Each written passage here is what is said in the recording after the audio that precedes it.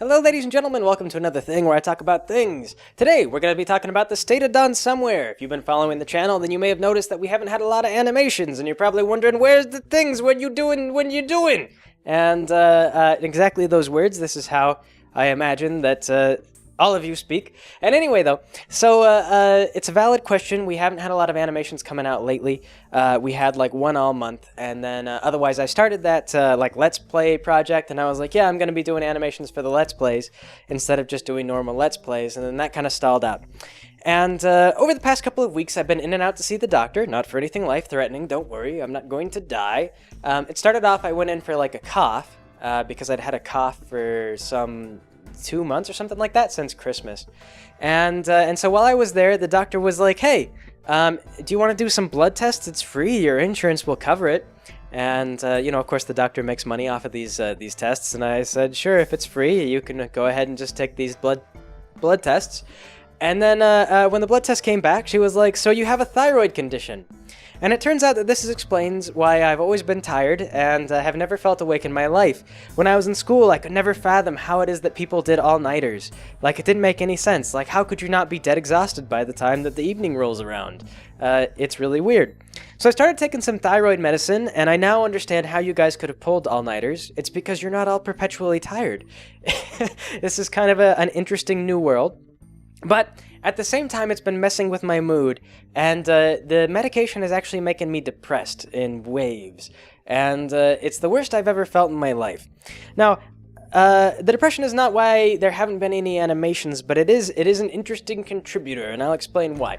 In the past, a lot of you guys, you've kind of looked at the stuff that I've done, and you see like, man, Greg, every time that somebody tells you not to do something, you just dig in and you just insist on doing it anyway.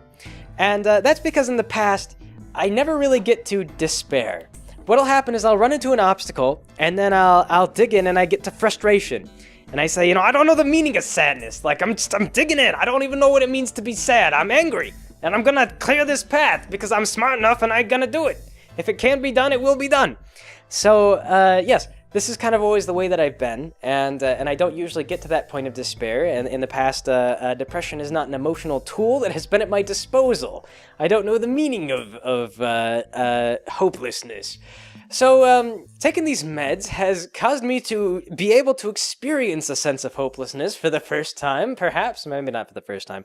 But anyway, though, for the first time when it comes to really looking at stuff, and I've been kind of looking at my past work and trying to figure out how am I going to get things promoted? How am I going to grow Done Somewhere and get people to really see what I'm doing? Because for years I've been trying to grow an audience, and I've been having such a hard time. And I've been looking at this data, these analytics. If you look at the way that my YouTube channel has been going, then for 2-3 years, maybe longer, we haven't grown at all. Nothing has happened except for just we've been gradually losing viewers. We hang on to those fans that still really love our stuff. But, realistically, nobody can be expected to perpetually love everything that I do regardless of what we're doing. The way the creative cycle works, of course, is that, you do something for a while and everybody loves it, and that's fine. You do that thing until eventually it starts to kind of drop off. And then you would need to move on and be able to experiment with other things and see, like, well, what'll stick? What'll people really like? And you look for that next gem. You're going to have lots of failures on your way there, and I've never really felt badly about something that didn't take off. But nothing that we've done has really functioned differently on YouTube. Like, normally if you did something and it was really bad, it would get very poor viewership. And if you do something that's like, mediocre, it gets mediocre viewership. Not a lot of people tune in, but people will watch it, You get variable results depending on how good or bad something is. Not on YouTube. And this has been frustrating because their system defies that sort of conventional wisdom. If I do something and it's not very good, then it gets the same viewership as something that's terrible, or that's something that's mediocre, or something that is good. Jim of the Romantic Journey only got like 20,000 views or whatever because I spent $200 per episode advertising it. And none of the advertising ever stuck. I just threw that money away trying to pay YouTube to promote my work. And so, yes, I always kind of maintained this, like, stubbornness, this mentality. I went to anger before I ever went to despair. And so recently, now I've just been thinking about this, and I'm at that point where I'm just saying, like, man, this is not working and it won't work. No matter how much passion I put in and no matter how much I care, it's not going to grow thanks to YouTube. What I have been seeing that will work, what will get new viewership, is if you do something that's really, really good, people will share that off of Facebook. They'll put it on Tumblr and Facebook and Twitter and everywhere else. Like Lucas the Spider. You know, Lucas the Spider is not YouTube content. It's short. It's animated. Someone had to have been skilled to make it. YouTube hates that content. So the reason it got big was because people shared it everywhere. I mean, it's been bootlegged on Facebook. Everybody uploads it. You know, I shared it with Claudia. You know, Claudia loved it, and you know, you just see it reblogged everywhere. And it's like good CGI. It's cute. It's got a lot of things going for it. So if you want to grow anymore on YouTube, what you need to do is you need to grow off of YouTube. Obviously, you can't be working with YouTube because YouTube is a waste of time. Everything that they do, it's not for creative people anymore.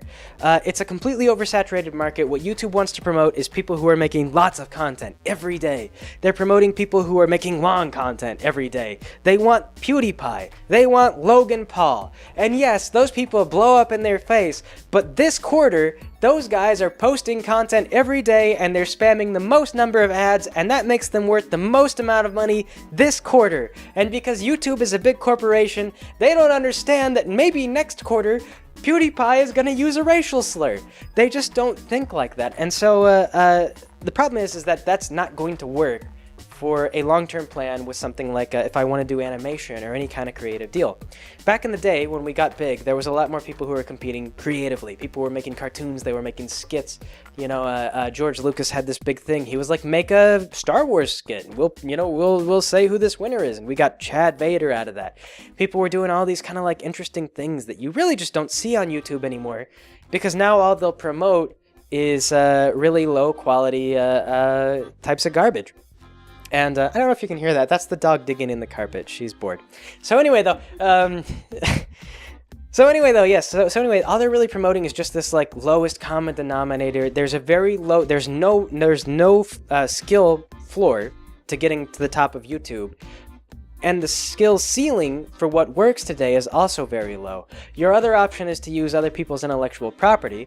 So, you can like do parodies or make songs or whatever, and YouTube will know kind of who to link you up to. You can also post in other people, like in other communities. You can go onto forums and spam them with your content. Be like, everyone look at my let's play of this game. This is the game community. Everyone should want to see this, right? And that's gotten so bad that now a lot of forums ban YouTube videos because, or they ban self-promotion, because otherwise it just gets to be, everyone and their dog can do it. So it's oversaturated. YouTube is oversaturated with garbage. Everyone can upload YouTube video. Anyone could get to the top. It doesn't require any skill. It's easy to do. You know, all 7 billion people on Earth could theoretically compete on YouTube. And since the only way to get promoted is to have a very high quantity of volume, that means you need to be posting faster and making longer video than everyone else while still being watchable. And while we could do that, we would quickly become just like everybody else. Like, all you would see is, like, vlogs every single day from me. And I know that my vlogs aren't the favorite thing that you guys do. But if I really wanted to, like, drive into this whole thing and I wanted to push for it, I'm sure that we could make the vlogs work. I would just be like, all right, guys, like, today I'm going to talk about Star Wars. I'm going to talk about what I would do if I was a Star Wars character. I'm going to talk about how I feel about, all these different intellectual properties that I don't own. And, through sheer repetition, we could probably climb up the ladder, and we would just become one of another completely useless and vapid YouTube channels that anyone could do. But I don't want to do that. It's not what I want to be. So what I have noticed is I started doing Steve while I was kind of in my state of despair, where I was starting to just feel like, man, like, I don't even know what to do anymore. One of the things that I was thinking about was that, well, okay, so if I were to make really good quality animations, I don't know if I could survive on that because it would take a really long time to make these animations, but if I were to be really, really good, then people might share me. I started working on this comic called Steve Boy Hot Dog. And the reason for Steve Boy Hot Dog is I was trying to improve my drawing ability. When I started working on Semi-Intelligent, there's a animation in progress right now for Semi-Intelligent, the Banana Republic thing. I found that I really wasn't quite ready for that at the time. I had to draw hands a lot. I had to do a lot of things. The whole thing took longer. Like, I predicted I could get it done. It was like a 1-minute animation. I predicted I could get it done within like 2 weeks. And then it stretched on for much, much longer than I thought it would because as it turns out, the human form is a lot more difficult than marshmallow ponies. I mean, I already knew this going in, but I was a little overconfident, and you're always overconfident with these kinds of things, and I thought for sure that it would take a lot less time than it did. And as I was working on it, I wasn't always happy with the way things turned out. I would draw a hand, and it would just clearly not be like a skilled hand. And I remember just like watching Full Metal Alchemist with Claudia, and like they did this like fist bump, and the hands just look so like hands, and I was just like, oh my god, I wish I could draw hands like that. I wonder how long I need to practice before I can get a hand to look like that. And so I'm really not. When I ask myself, like, is the quality that I'm currently at, is it good enough that people would want to share it? I'm not sure that it is. Like, the humor may be fun and the writing may be fun, but the videos are short. And it doesn't look amazing. And if it doesn't look amazing, then people aren't necessarily going to click on it. And I'm not sure that I can really take off that way, through that route, where I do an animation, then everybody shares it because, oh, this is so great. So I started working on Steve Boy Hot Dog to practice drawing the human form more. Like Steve is a hot dog, so most of what you see is the hot dog, but actually the way that I draw him is I draw out like a human, and then, here's kind of his musculature and whatever, and then I draw the hot dog suit over him. So every single time I'm kind of practicing drawing a man, and then I would shade him in like chroma key, I guess what it is, black and white, because that was the quickest way to do shading. I don't know why I never thought to do this before. In the past, I always tried to practice shading by coloring an entire piece, and that was really time consuming. But this black and white thing is much faster. And so I was just kind of doing that for fun, and having fun with Steve, and I've got like an idea in my head for where Steve is going, and I know what Steve's all about. But truth be told, Steve is pretty dumb. The entire story of Steve and everywhere I'm going with it is completely stupid. I mean, I'm having fun, but it's just stupid. And so like I really wasn't thinking very much of it. But I posted the first Steve to Tumblr, and it got like 30 notes or whatever. And I said, okay, that's about what I normally get for, a non-pony thing or whatever. And then I did another Steve comic, because I still was in a bit of a sense of despair. I've been working on the animations, but a little bit half-heartedly. It's been tough. Getting motivated, when you kind of have that ability to feel like this isn't going to work, I would get a ways into the animation, and then just be like, as soon as I'm done with this, it's going to get the same viewership as every other thing that I've ever posted. It doesn't matter how good it is. It doesn't matter how bad it is. It's going to get the same viewership. And so I would just be like, I'd work on it for a while, and then just kind of lose steam, and then go back to Steve. Because Steve was practice. Steve was getting better. Steve was fixing that feeling that I wasn't doing very well. So I did a second comic for Steve, and I posted that. And this one got like 40 notes. And I said, that's more than the previous Steve. And so now I've done like a third Steve, and that got up to 60 notes, and then Pencils reblogged it, and now it's got like 140 notes. But anyway, on its own, it grew, and I didn't have to, it was just like sequentially I was seeing that I was getting more interest in Steve every time I posted Steve. And so then what I did is I put Steve all together in a gallery, the 3 comics that I'd drawn, and I put it on Imgur. And 1,000 people saw it. And 1,000, like, I got some, like, 20-something notes, and I compared that to the viral posts that were on the front page already, and it was about the same ratio of, like, likes to views. And I was like, oh my god. Like, it's been so long, I feel like, since I've done something, and people who didn't know about me saw it, and they said that they liked it and asked me to do more of it. Like, I haven't had that feeling in a really long time, and it was just so refreshing, and just, man, I can't believe that. Like, maybe if I did more Steve, what if more people liked Steve? What if people started, like, paying attention to Steve comic? And, Steve comic is actually not easy. As far as like animations go, like it can take a couple of weeks to do a single 1-minute animation, and Steve comics, like all art, take a while. Currently, Steve takes me about 2 days to make one Steve. I do all the sketches, and then it's a rough. First I do roughs, then I do like sketches over the roughs, and then I do the line work, and then I do the shading. And once all that's done, it's about 2 work days. Steve is like a full-page comic. It may be stupid, but it's still work. There's still a lot of effort. And in the process, I'm doing my best to try to make the humans look better. Unlike with the animations where I would just settle for whatever was quick and dirty because there was a lot of motion and I could get away with cheating a lot. With Steve, since everything is holding still, I have to do my best and I can't cheat as much. So Steve requires like actual real effort to make it look good as it stands, and with every page too, not only was I getting more interest, but I was feeling better because I could see improvement from page to page to page, and so Steve was good for me. So another thing that's been going on is that Pencils has been working on a semi-intelligent comic for us.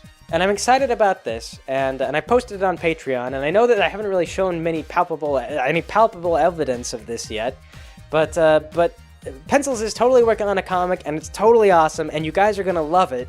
You have to trust me, it's great. Way back in the day, I remember I told you, like, I haven't really talked much about... never mind, that's a different train of thought. Anyway, though, so Pencils is working on this semi-intelligent comic, and it's looking really great, it's looking really amazing, and I'm really enthusiastic for it. And what it is it's one of the old scripts that I wrote. Like, way back, PBN and I were talking about, like, man, how are we going to get promoted on YouTube? Again, I've been looking at this, we've been trying to solve this problem for so long. And one of the things we said is we were like, well, what if we start doing J-cartoons? And while we're doing J-cartoons, we'll just work in the background on, like, Semi-Intelligent or Jim of the Romantic Journey or something. And we'll make them be like 15-minute episodes, because YouTube wants long videos, so we'll make them be long. We'll make them like a real, animation or whatever, like 10, 12, 15 minutes, like an actual show might do. And so I wrote out a whole bunch of shorts for Semi-Intelligent. By shorts, I mean like they're like 12 to 15-minute long video ideas, and then just sat on them. Because as it turned out, like, making a weekly J-cartoon was a lot of effort. And, it took up a good it took up work hours. Everything that we do always takes up work hours. And so this is kind of the problem that we get into is, like, for a little while, like, I'm shocked that people really like the Let's Plays, or I was shocked that people liked the Let's Plays enough that they were explicitly my patron for the Let's Plays. But it was hard to do, like, Let's Plays and also do the J-cartoons and then also be working on some other animation, because every time I do something, it takes up work hours, and there's only so many hours in the day to do everything. In theory, like, you could work from sunrise to sun up to sundown, but then you burn out and you can't do any work at all because you're miserable. So there's a limit. There's a human limit to how much you can physically do. And we wound up not doing these semi-intelligent things. So what I've done is I've taken the script that I wrote, all the scripts that I wrote, and I've said I've sent one of them off to Pencils, one of my favorite ones, and that story is going to be told now. When Pencils is ready with that, and we've got a good backlog, and we can start posting it, and you guys will get to see kind of what's going on, we'll finally be able to tell those stories that I wanted to tell. All the stuff that I've done, like, I've done videos in the past about, like, this is Banana Republic, and these are the characters, and these are the things that I want to do. And I got some of you guys really hyped up, and some of you are really looking forward to the semi-intelligent animation idea, because you really just want to see these characters finally. And the semi-intelligent shorts, I've got a couple of fun ones in mind. But they're all going to be like a minute or so long, and it's really not enough to get into, like, the meat of what I want, or to tell a story, or to really get into the stuff that I really, really kind of enjoyed. And the comics are an excellent way to actually get in and tell that story, to bring these characters to life, and to show you, like, here's what I was talking about, here's what I want it to be all about, here's the kind of cartoon I wanted to make. Semi-intelligent comics. So that was coming one way or the other. And we were talking a little bit about how we were going to promote it and everything else like that. And before I started doing Steve Comics, I was in that mindset of, like, well, things are like YouTube, we'll do these semi-intelligent comics, and then, 100 people will see it, and that'll be it. So I was blown away when something as dumb as Steve got 1,000 views, and it gave me hope, and I thought, man, people might really enjoy semi-intelligent comics, and a lot of people might see it, and every time we post a new comic, we might get more viewers, and it might actually grow, and maybe there's potential there. And if an audience grows around semi-intelligent comics, then that would justify making animations about semi-intelligent, because there's this huge viewership for it that we've created off of YouTube that we can just then pull over into the videos. We're not relying on YouTube's system to grow us anymore. We're actually just posting stuff somewhere else and building up an audience. And this, like I say, from my despair, this is what I've come to conclude. YouTube is worthless. YouTube is not our friend. YouTube is never going to do anything to help us, and they don't want us. Everything they're doing is they're trying to clamp down on creativity and make sure that as few people can do creative things as possible. This is me being cynical, but honestly, this is how I really feel. I've been looking into all these other animators and everyone else and trying to figure out what strategies are they using, how are they promoting their channels. And a lot of them, the ones that are doing well still, what I see them do is they start to post like, weekly list videos. And then eventually the weekly list videos start doing better than their animations, and then eventually they just pretty much stop doing animations, you know? They're making more money on lists than they are on the original work that made them popular. And it's not the route I want to go. I don't want to go into like lists and vlogs and just be more of that low skill like YouTube content. So like I say, what needs to happen is we need to be able to grow off of YouTube. We need to build our audience. We need to have something that people are going to share and that people are going to see, and that we're not going to have to rely on YouTube and Google to necessarily promote for us, because YouTube, their priorities are a mess. And not only are their priorities a mess, but it seems like they're really happy with the priorities that they have. Like, I've been watching interviews with these guys, the people at the top of the YouTube heap, and just hearing what they have to say, and they're a little smug about it. Like, Susan Wojcicki was like condescending towards Facebook. She's like, "Yo, you guys had better stick to your baby pictures. Look, yo, we've got a lockdown on this video market. We've got PewDiePie. We've got Logan Paul. Look at our flagships. You know, you'll never be able to topple the viewership produced by a random Scandinavian. Like, he's impenetrable." Until he uses a racial slur, but we weren't, thinking about that. That's next quarter. Current quarter, he's impenetrable. So, yeah, I don't know. They're happy about that, and I just don't see them as being my friend or the way that things are going to work. So, here's the thing, though, is that for us to grow an audience with webcomics and then be able to import that into, like, animations and do cartoons with it, the first thing we need to do is we need to make the webcomics and then grow an audience with the webcomics. And because everything requires a certain number of work hours, as I've started to draw lots of Steve, and as I've been kind of thinking about where I want to go with this, there's less time for these video projects. There's less time to do the Let's Plays. There's less time to do these animations. And like I say, the semi-intelligent thing, these are stories I really want to tell, but I was a little shaky on the confidence in them in the first place, and then being on meds that can make me depressed has not helped. So I'm less confident of them now. And it's not that I think that I'll never be good enough, because if I keep drawing, I'll eventually get really good. But doing these comics has also improved my art skill a lot faster than animating has, because like I say, I can cheat less. So, we're gonna be doing more comics. And you're going to see posting of more comics. When Pencils is ready, we're going to start posting the semi-intelligent stuff. I'm going to keep working on Steve.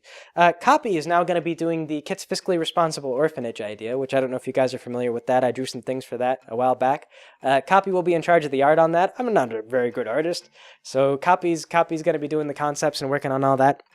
And Kit, without being limited by like a 1-minute thing, actually has potential to be a really good story. I didn't really go into detail about what I wanted Kit to be, because I feel like whenever I do that, I just build everyone up and then disappoint you, because I'm all like, oh man, I've got all these amazing story ideas, and I tell you all the story ideas, or I tell you some of the direction that I want to go in, and then years later nothing is materialized because it's so difficult to make an animation that'll realize all those goals.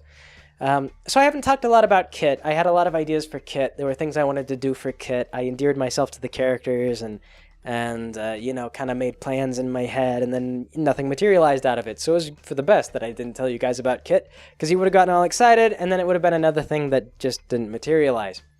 So, Copy is now in charge of Kit, and Copy will be doing Kit comics, and we'll see how that goes, and we'll see how different things go. And what I hope is that with the comics thing, we'll actually finally be able to function like a serious creative company, where we'll get to do different things. And some of our work will fail, and some of our work won't do well. And then some of it, maybe 1 or 2 things, will hit on that gem that does really good. Like Pencils is a fantastic artist.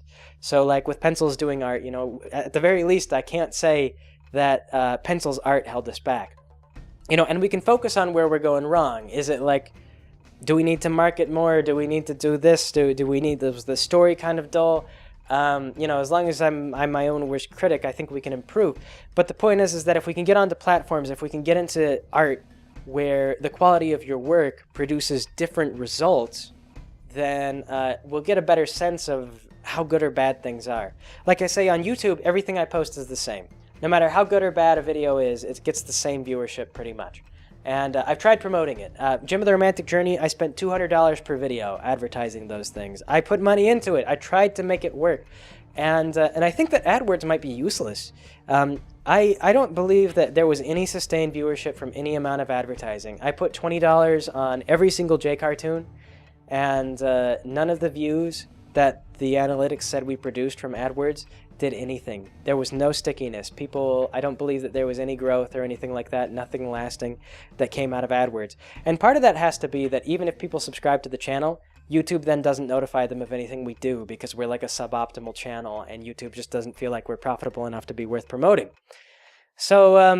So like I say, I've tried everything. I've thought of every strategy I could, and maybe there's something I've overlooking, but I'm seeing like other people like Frederator, Weeble, so on and so forth, like people who should be doing well because they're like big studios or they're really popular or they're just honestly talented and they're not doing well or they're not growing. And that tells me that everybody is trying different strategies and everyone's trying to figure out how to make this work, but so far no one can make it work because YouTube is just not an environment where creativity can flourish any longer. It's not what the channel's about.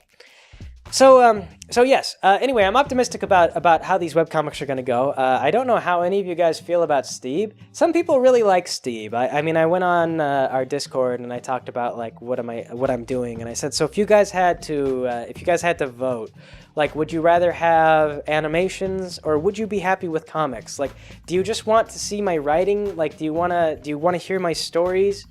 I mean, like a lot of people tell me that they like my channel because of my writing and my sense of humor.